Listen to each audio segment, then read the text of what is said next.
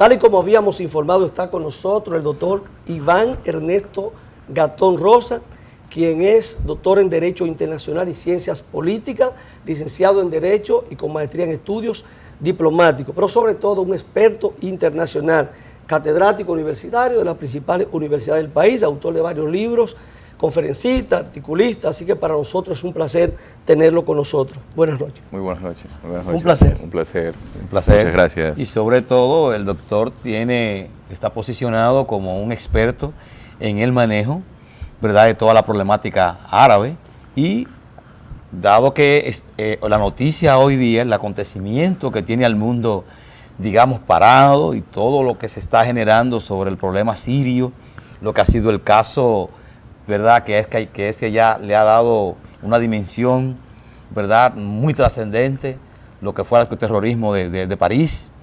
Nosotros entendemos que este intelectual que tenemos aquí, podemos abordar ese tema y de manera que nuestros televidentes puedan ubicarse en la problemática. Nosotros desde aquí vemos muy lejano y es posible que nos estén bombardeando con muchas noticias, con muchos nombres, con muchos lugares, y para eso nosotros creemos que la persona idónea aquí es este joven talentoso dominicano en esa parte. Empecemos entonces abordando el origen del conflicto en Medio Oriente. ¿Cuál es la situación? Como decía Luis, a raíz de estos acontecimientos que se han suscitado con 6 atentados en Francia y otros atentados también que se han producido después. Vamos a empezar para que la gente se ubique, vamos a ver el origen del conflicto. Bueno, el origen del conflicto, si lo vemos, es por los atentados terroristas, digamos así, que ya el ISIS sale de sus fronteras, que son aquellas que pudieron ellos crearse a partir de la desestabilización de Siria, con la guerra civil que se inició en Siria hace casi 4 años, donde Occidente y también Arabia Saudita, Qatar, habían financiado a grupos opositores al régimen de la familia Al-Assad, en este caso el presidente Bashar al-Assad. Y ante esta situación de desestabilización, digamos así, en Siria, los grupos radicales que estaban participando en el conflicto, hubo uno de ellos que había estado muy vinculado a Al-Qaeda, que es el caso del Daesh, conocido como el Estado Islámico de Irak y el Levante, lo que se conoce como el Califato, que dirige Abu Bakr al-Baghdadi, que es el nombre del califa. Entonces, a partir de esta situación de enfrentamiento con un Estado terrorista, es decir, un Estado que tiene una extensión territorial, nunca el terrorismo había tenido una especie de Estado, donde tiene todo un sistema de gobierno, con encargados de áreas, es decir, el Estado Islámico funciona como si fuese un Estado normal. Dice que tiene más territorio que República Dominicana. 60.000 kilómetros cuadrados, tiene una ciudad como Mosul, que era la segunda ciudad en importancia de Irak, que queda apenas a unos 90 kilómetros de Bagdad, está ocupada por ellos. Y una señal de que es un Estado fuerte y bien organizado es que Irán tuvo que enviar tropas y Estados Unidos también tuvo que aliarse con el ejército iraquí a los fines de poder detener el avance que tenía el Estado Islámico del Levante hacia la zona de Bagdad, porque ya eso habría sido demasiado.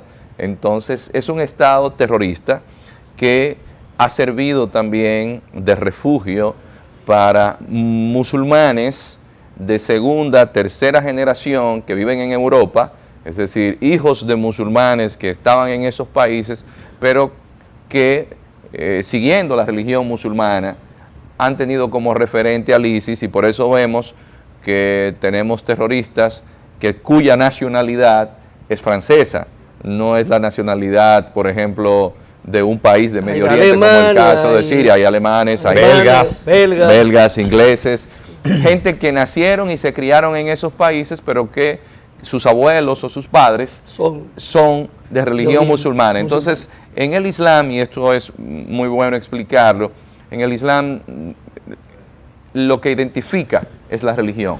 Es decir, esa identidad que nosotros hacemos de que usted nació en Puerto Rico y por eso es puertorriqueño, que usted nació en Cuba y por eso usted es cubano, en el Islam, como fue un califato, es decir, un califato, una extensión de terreno que iba desde la zona del Magreb, es decir, Mauritania, Argelia, Túnez, cruzando toda esa parte de Libia, llegando a Egipto, siguiendo entonces la parte de Jordania, de Siria, de Arabia Saudita, y seguimos subiendo hacia el norte, la parte de la Anatolia, Turquía, tomamos a Irán, tomamos a la Transoxiana, Azerbaiyán, tomamos Uzbekistán, Kazajstán, Tayikistán y el Turquestán Oriental, que es la provincia de Xinjiang, que es donde está China, hasta ahí llegaba. Por eso hoy hasta China envía un portaaviones y lo parquea, o no lo parquea, vamos a decir. China envía un portaaviones que está en la base militar que tienen los rusos en Tartus, porque los chinos dicen que el ley apoya a los extremistas musulmanes que son uigures y que están en el Turquestán. Es decir, que el concepto que nosotros tenemos de país, de ahí viene el término patriota, es un concepto moderno y que para el Islam no existe, porque para el Islam todos los seres humanos, no importaban que fueran negros, que fueran blancos, eran parte, no importaba de qué territorio del mundo fuesen, si se sometían al Islam, eran hijos de Alá y eran musulmanes. Un ejemplo, ¿por qué en Estados Unidos alguien como Cassius Clay, el boxeador, se quita el nombre y se llama Muhammad Ali? Porque él decide adoptar una religión que nunca tuvo distinción de razas, que ese es un elemento importante para entender por qué en la zona de Nigeria Boko Haram es una especie también de aliado del Estado Islámico del Levante, y para que los amigos televidentes entiendan por qué entonces en todo el mundo puede haber una célula terrorista que esté en el fundamentalismo islámico. Doctor, como todo Estado, desde el punto de vista de la teoría moderna del Estado, hay dos elementos, dos componentes importantes, adicional a lo que usted ha mencionado, que es la parte económica, o sea, el sustento de un Estado tiene que tener una parte económica, y el sustento, digamos, de un Estado guerrerista, desde esta perspectiva terrorista, tiene que tener un ejército. ¿Quién armó a ese Estado? ¿Cuál es la parte económica que le da sustento a ese Estado? Bueno, lo primero que también necesita un buen Estado es una élite dirigente, una élite que sepa administrar. Una de las ventajas que tuvo un líder. Y el califa no es un árabe exaltado, estamos hablando de un doctor en teología islámica. Es decir, estamos hablando con alguien de un doctorado en filosofía islámica. Es decir, toda la gente que está a su alrededor son personas, por ejemplo, en el ámbito militar, con altos niveles de estudio. Entonces, o sea, no son improvisados. No. Los que están en el ámbito militar eran generales de la época de Saddam, que por ser sunitas, el gobierno de Nuri al-Maliki, que es chiita, los dejó fuera del poder. Y al dejarlos fuera del poder, ¿qué dijeron ellos? No, espérate, a mí no solamente me dejan fuera del poder, sino que me están eliminando porque los chiitas me están matando, porque había una guerra civil. Claro. Y entonces quienes gobernamos Irak, desde que se hizo la división de los acuerdos Sykes-Picot, somos los sunitas. Y ahora vienen y nos sacan del poder. No, pues sí, si es el Estado Islámico que lo financia Arabia Saudita, porque el primer rey de Irak, que eso es bueno para que la gente lo entienda, el primer rey de Irak no era de Irak, era de Arabia Saudita, que es el rey Faisal. Y entonces los ingleses y los franceses, que fueron los que hicieron la división con los acuerdos Sykes-Picot, enviaron a Faisal como rey de Irak. Y por eso es que los sunitas son los que gobiernan a los chiitas, porque los sunitas son árabes, pero los chiitas en su mayoría tenían más influencia iraní. Entonces los sunitas tienen un problema que aunque los que nacieron en territorio que hoy se conoce como Irak sean árabes, fue allí donde se asesinó al hijo del cuarto califa, que es Ali, que era el primo del profeta Mahoma, pero que fue el que inició el Islam con el profeta Mahoma. Y al asesinar a Hussein, el hijo de Ali, los seguidores, hijo de Ali e hijo de Fátima, la hija del profeta, los seguidores entonces de la familia del profeta son de Irak en su mayoría y son de Irán, pero Irán es quien adopta con más vehemencia el Islam chiita. Entonces el Islam chiita es el que dice, quienes debieron haber gobernado son los descendientes del profeta Mahoma, no los que estaban cerca del poder. Entonces ahí se da una división desde el 630 con la muerte del profeta, y entonces luego cuando llega el siglo XX a Occidente le conviene más tener en las estructuras de poder a los sunitas. Entonces para los chiitas es como si al haber muerto Cristo, correcto, los que hubiesen heredado el poder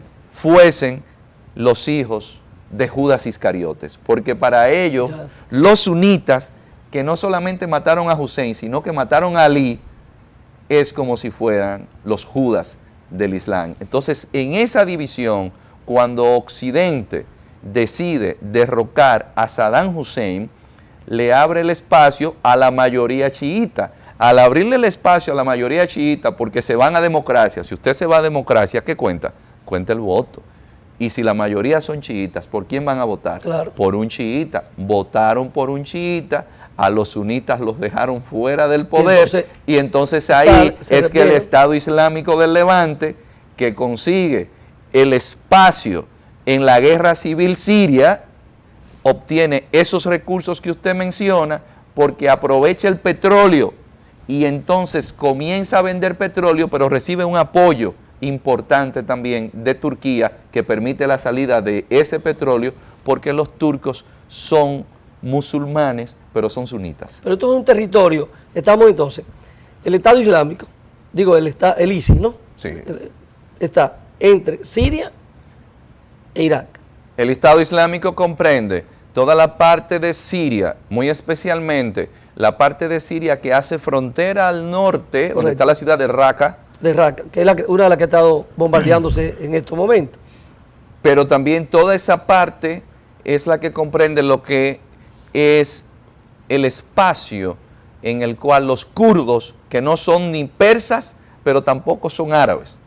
Los kurdos son otra civilización de esas que nosotros leemos en la Biblia, que le llaman los hititas. Por ejemplo, kurdo era nada más y nada menos que el esposo de Betsabé, aquella que Salomón se enamora y envía a Urías.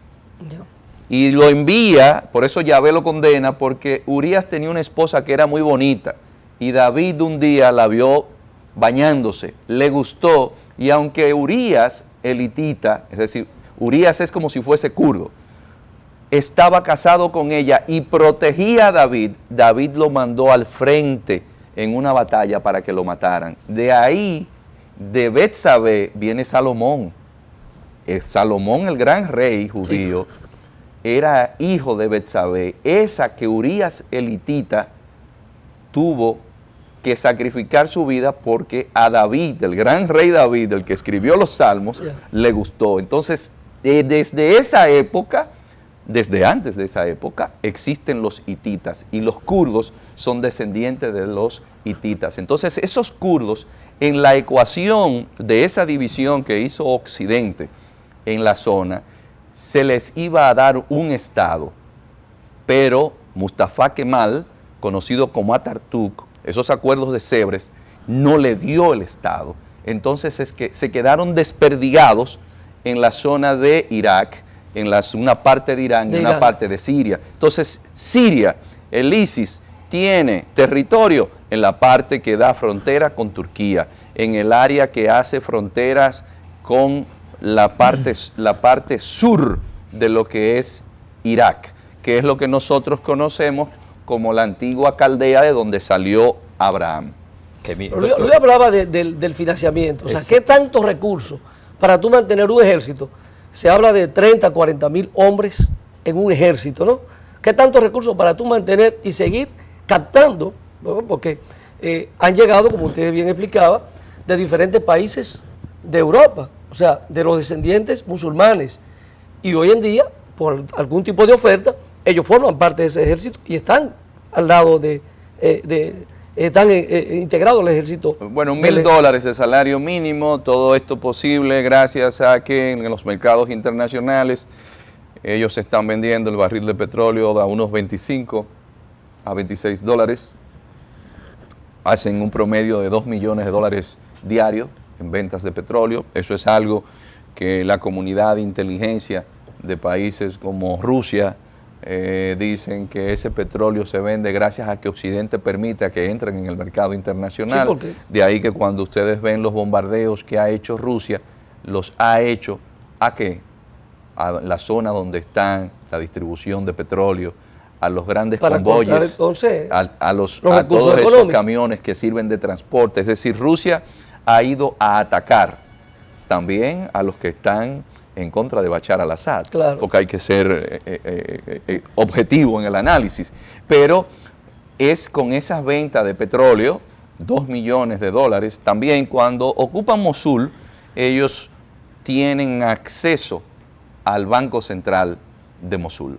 Y ahí aproximadamente había más de $100 millones. También hay parte de negocio que se hace con el tráfico de inmigrantes. Toda esa migración que de una manera u otra quiere salir, se les cobra. También está en el secuestro, es decir, sabemos de occidentales y también de orientales que se han tenido que pagar 5 o 10 millones de dólares por el rescate, pero evidentemente el ISIS, su mayor fuente de recursos viene a ser la venta de petróleo, sin pasar por alto que hay sectores musulmanes de tendencia wahabí que tienen mucho dinero y le dan su ayuda económica. Esas son las fuentes de financiamiento. Sin embargo, de financiamiento. Doctor, en la realidad de hoy que estamos viviendo, el mundo está viviendo hoy, hay un asunto que entiendo que es importante explicarle a nuestros televidentes para que podamos nosotros ubicarnos en este conflicto. Y digamos, hay un triángulo, Estados Unidos, Rusia y ahora Francia. Francia entiende que la posición de Rusia es correcta, porque Rusia dice que el mal menor es Bashar al-Assad, es el mal menor, que el mal mayor es el Estado islámico, que era lo que no entendía, digamos, Francia. Francia hoy sí ve y dice, bueno, al final, ¿cuál es el más menor? Va a ser siempre Bashar al-Assad. Entonces está la problemática, la posición, digamos, ambivalente que tienen los Estados Unidos en este caso. Entonces aquí le pido la pregunta. Esa situación ambivalente que tienen los Estados Unidos, que le ha valido ahora al presidente Obama, de que ha cometido 5 grandes errores con el caso de Siria, que ha permitido que el Estado Islámico haya tenido este empuje y este poder. Pero eso, culpar al presidente Obama es como querer pasar por alto que todos estos problemas los hereda Obama por una mala política exterior del anterior gobierno. Es decir, el Estado Islámico del Levante y la desestabilización en Siria no hubiese sido posible si no ocurre el desastre con Saddam Hussein. La desestabilización en toda la región vino con la guerra de Irak. Lo que sucede es que luego... ¿Quién provoca la guerra? El tema de Afganistán, pero la provoca es la administración de Bush hijo. Correcto. Y es algo que está reconocido incluso por el propio Bush padre en sus memorias recientes, donde acusa a Dick Cheney, el ex vicepresidente, de haber tenido a su hijo cooptado y de haber llevado a este desastre que Obama simplemente lo que hace es heredar toda una situación que se le creó, la cual tiene que... y que ya quien dice que Siria es parte del eje del mal no es Obama, sino la administración Bush. Exacto. Entonces, cuando se da la situación en Siria, ya las primaveras árabes que habían tenido su génesis Exacto. hace varios años, son parte de ese detonante. Estados Unidos, la administración Obama, evidentemente apoya, porque como usted decía, alguien tiene que apoyar, Correcto. alguien tiene que permitir. Estados Unidos hace el cálculo de que, bueno, nosotros con Arabia Saudita, con Qatar, a los rebeldes sirios los apoyamos, pero nunca se dieron cuenta que también Bashar al-Assad iba a jugar una estrategia. Y fue la siguiente, fue liberar de las cárceles a todos los extremistas musulmanes que tenía para que el ejército islámico del Levante también se fortaleciera. Bueno, con su permiso vamos a hacer una pausa obligada y vamos a seguir con esta interesante conversación.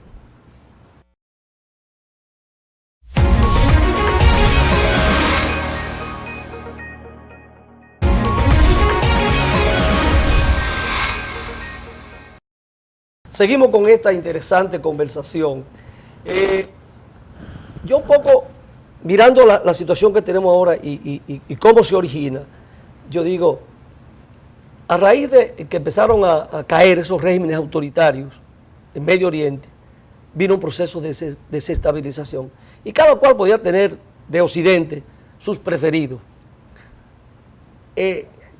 ¿Cómo nosotros decir ahora, si se hubiese mantenido estos regímenes autoritarios, no estuviéramos hablando de esa desestabilización y la aparición de ese Estado Islámico? Se pudiera haber mantenido, no aparecer, y con la fuerza que ha aparecido. Es que para en zonas donde la formación es tribal, donde la murúa, en árabe esto significa el honor, es decir, es un pueblo muy orgulloso porque fueron una civilización. Sí.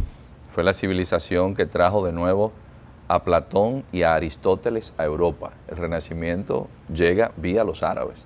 Es decir, los árabes, solamente hay que ir a Granada para uno darse cuenta hasta qué nivel habían llegado los árabes en civilización y a dónde estaban los demás europeos.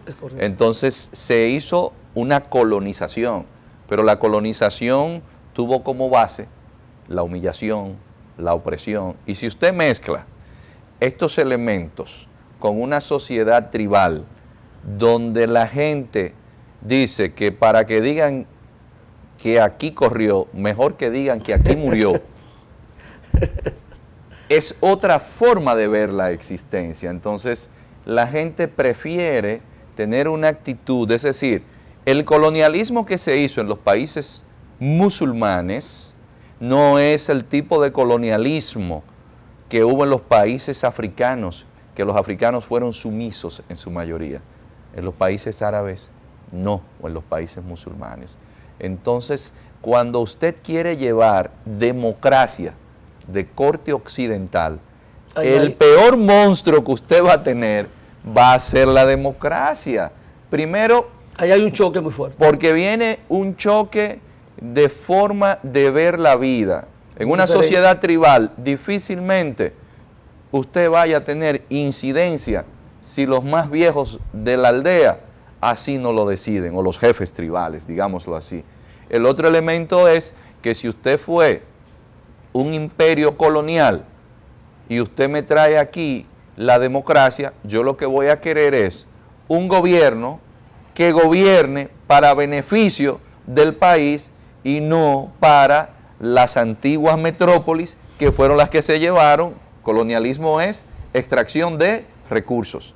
Entonces, ustedes que se lleven los recursos ahora. Entonces, el sistema económico, que es todo lo que envuelve más y confunde más en esto, por lógica le va a indicar a usted que lo peor que usted puede exportar allí es la democracia, porque usted le va a abrir a la gente espacios que le permitan validar mejor calidad de vida, mejor calidad de su existencia. Y la democracia, evidentemente, es el mejor escenario para desarrollar todo esto. Pero se puede hacer cuando el precio de las materias primas, como el petróleo, no lo imponen los países que los producen, sino en los grandes centros de Occidente, los intermediarios económicos y financieros. Sí.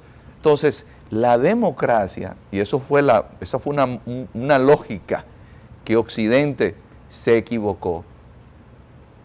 Es el peor enemigo que usted pueda tener. De hecho, la democracia como sistema político solamente puede ser completamente ejecutada a donde hay buena repartición de las riquezas, porque la democracia implica que no exista marginalidad. La democracia bien ejecutada implica que no exista pobreza, porque una gente que esté viviendo en la miseria y en la pobreza vende su voto. ¿Y qué garantiza entonces en una sociedad una plena democracia? El bienestar de la gente que está allí. Una justa distribución de la riqueza. Entonces, llevar el pensamiento de democracia a estos países les creó a Occidente una situación también que ha sido evidente y que por eso hay que estudiar la historia. Cuando las ideas son impuestas en base a la violencia, a la mala, a lo bestia, la gente la rechaza. Un ejemplo, el caso español. La independencia que celebra España, ¿de quién es? De Francia, por la ocupación que hizo Napoleón. Y a un punto tal que Goya dejó de pintar bien y lo que comenzó fue a pintar en colores oscuros y sombríos, porque él, como seguidor de Francia y del pensamiento de la Ilustración, dice, pero la razón crea monstruos. Yo que estaba esperando el pensamiento de la Ilustración, que llegara a España para que dejara de ser clerical, monacal, pero esta gente la quieren imponer por la fuerza, matando, avasallando. Entonces usted no puede llevar la democracia con la excusa de armas de destrucción masiva que después se comprueba que no existían y que hoy Irak tiene casi 2 millones de personas que han fallecido por esa guerra, y en Siria casi 4 años de guerra con un país prácticamente destruido, donde usted ve casi 2 millones de personas que tienen que dejar sus hogares porque le destruyeron. No tienen dónde vivir. Entonces, no hay forma de usted tener autoridad moral para hablar de democracia. Y cuando la gente dice, bueno, es que esos musulmanes son muy radicales, son muy fundamentalistas, pero, señores, no le dejan alternativa. Usted ha fomentado ese fundamentalismo desde el mismo momento en que usted a Osama Bin Laden lo busca como tesorero de Al Qaeda para financiar a un grupo de mujahidines para que saquen a los rusos de Afganistán. En un momento lo usó. En un momento lo usó. Entonces, quien trajo la yihad o guerra santa al espectro musulmán que había desaparecido desde el siglo VIII del imaginario musulmán fue Occidente para pelear contra los rusos. Entonces, ese pueblo que hoy está errante, porque el lugar donde tenían que vivir, y solamente tenemos que verlo en todos los países de América Latina, mucha de esa gente son de apellidos árabes. Cuando usted va a todo Sudamérica, un expresidente como Menem, que es descendiente de sirio, pero ¿y por qué está en Argentina? Es porque tuvo que irse de Siria. Cuando usted mira los apellidos en Centroamérica, fueron gente que tuvieron que salir de esos países. ¿Por qué? Como hace también el dominicano que tiene que irse a otro país, emigra y se faja a trabajar. Nosotros, por suerte, no fue por guerra, pero a esta gente se le ha destruido su espacio vital. Y entonces, ¿usted qué está haciendo? Quien nada tiene en la vida, perder no puede. Desde el punto de vista, doctor, entonces, ya de la situación que tiene el mundo de hoy, que es la posición que tiene Rusia, tiene Francia, y que en cierta manera andan buscando hacer un bloque para que para que Estados Unidos, ¿verdad?, se una. Y ahora más recientemente vemos a China también respaldando la posición de Rusia ante lo que es el Estado Islámico. Si esa parte con el que todavía no se han podido poner de acuerdo, es con el presidente Obama, ¿qué va a suceder? ¿Cuál sería entonces la posible solución que tendría, digamos, los países envueltos en este conflicto? ¿Cuál podría ser? Porque se está planteando, dice por ejemplo el presidente de Francia, que Francia está en guerra en contra declaró del la guerra terrorismo. inmediatamente. O sea, En está contra en del guerra terrorismo. en contra del terrorismo. Y el planteamiento de él es el exterminio. Esa es la palabra que utilizó, el exterminio de lo que es el Estado, ¿verdad?, islámico. Y la posición de Obama dice, no señor, nosotros vamos a seguir, nosotros no nos oponemos a que vengan, ¿verdad?, refugiados a los Estados Unidos de Siria, porque el Estados Unidos ha sido, por tradición, un país netamente solidario. Al uno ver esa posición que tiene Obama frente al radicalismo de Francia, frente al radicalismo de Putin y frente al cambio de China, que estaba indiferente y ahora toma posición, ¿cuál sería lo que nosotros digamos, lo que vimos de este lado? ¿Qué esperamos? Bueno, en filosofía hay un término que se llama aporía, que es para hablar de cuando una contradicción es insoluble. Desgraciadamente, cuando usted crea un monstruo de esta magnitud y usted me dice que Francia coordina ataques militares con Rusia, luego que Francia, que es miembro de la OTAN, fuese de lo que protestaran hace 3 semanas cuando Rusia atacó al Estado Islámico y cruzó territorio turco. Y al cruzar territorio turco, como Turquía es miembro de la OTAN, las alarmas se dispararon. ¿Y por qué entonces Francia no está más cónsono con Estados Unidos, que es el jefe de la OTAN? Por el golpeo. Entonces, Francia, que vendió armas, y lo admite, a Bashar al-Assad.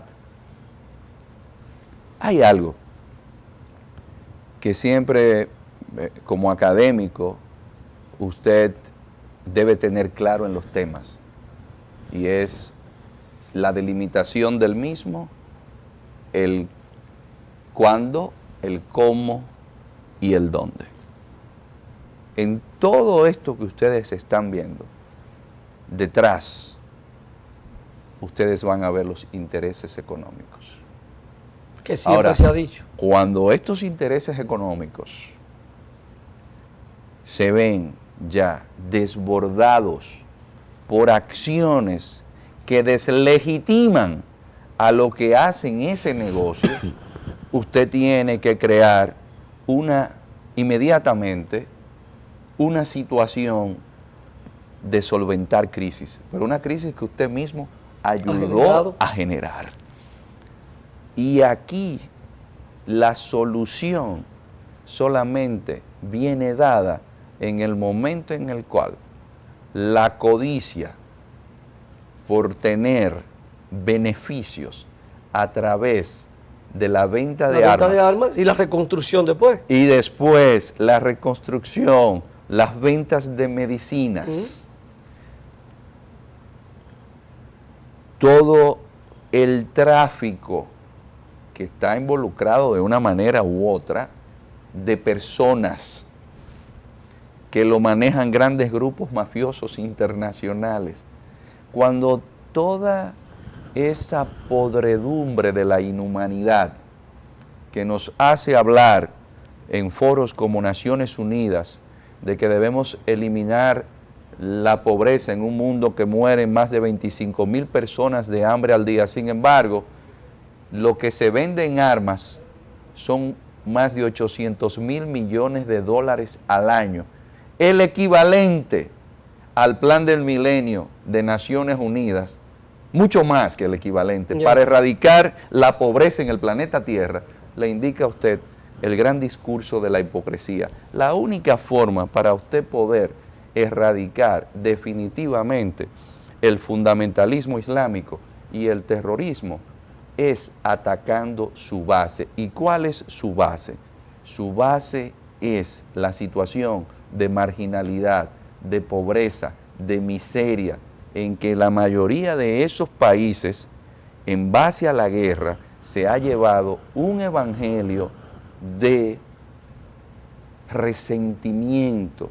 Y no son los terroristas que están ahí, que sean eliminados hoy, sino la generación de sus hijos que están siendo forjados en esa mentalidad, porque se sienten marginados por eso está distribuido por todo el mundo. Entonces, esa labor, de ahí la autoridad moral, y hay que volver de nuevo a reivindicarla para que Dios lo mantenga en salud, e iluminando con sus luces el planeta del Papa Francisco. El problema en sí no es el Islam. El Islam es una religión abrahamánica que viene de Abraham y hay un énfasis, como en las religiones universalistas, en el respeto y en el amor al prójimo. Aquí hay que trabajar de cara a una nueva humanidad con menos codicia. ¿Qué pasará entonces con el Estado Islámico? Con el Estado Islámico, definitivamente Rusia ha marcado la pauta.